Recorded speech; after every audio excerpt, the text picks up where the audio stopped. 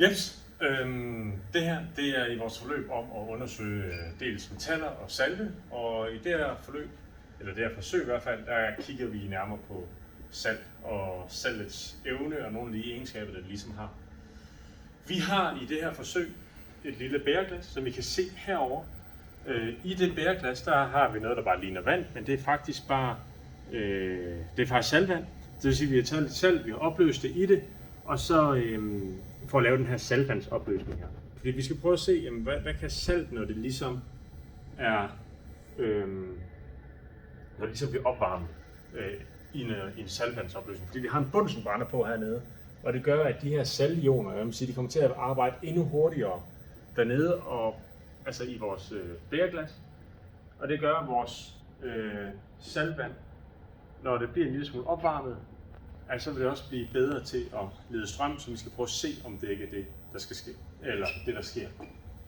Man kan gøre, at man har et bæreglas mere, og så bare fylde det op med vand, simpelthen bare for at have det for en reference. Vi kan se, hvad sker der, hvis vi bare har vand, hvordan leder det strøm i forhold til saltvand? Kan vi få den her pære her til at lyse forskelligt? Så vi har egentlig sat en pære til vores opstilling her. Jeg har slukket for det hele. Den kan klare 6 volt, så det sørger jeg lige for herovre. Så lige om lidt, når jeg tænder den, så har vi jo så haft vi har en ledning, som sætter sig fast i en kulstang. Og den kulstang har vi ligesom sat fast, og den går ned i saltvand.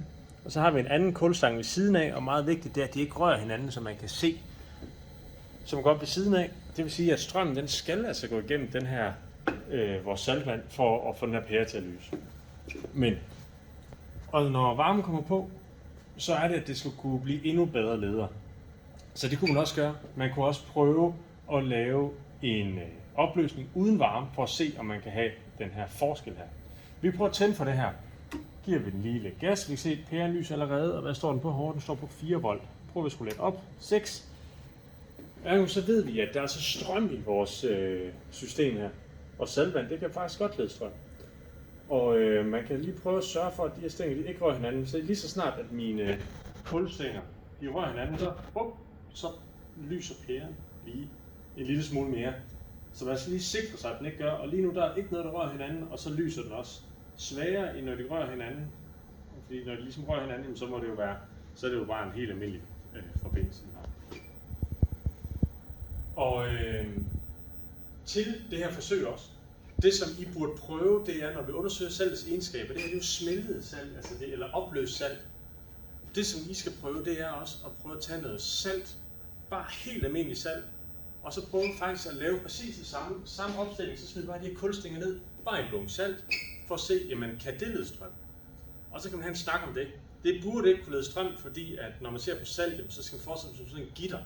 Og når man så ligesom putter ned en saltvandsopløsning og sætter noget varme til, så får vi i hvert fald alt saltet ligesom enten smeltet eller opløst.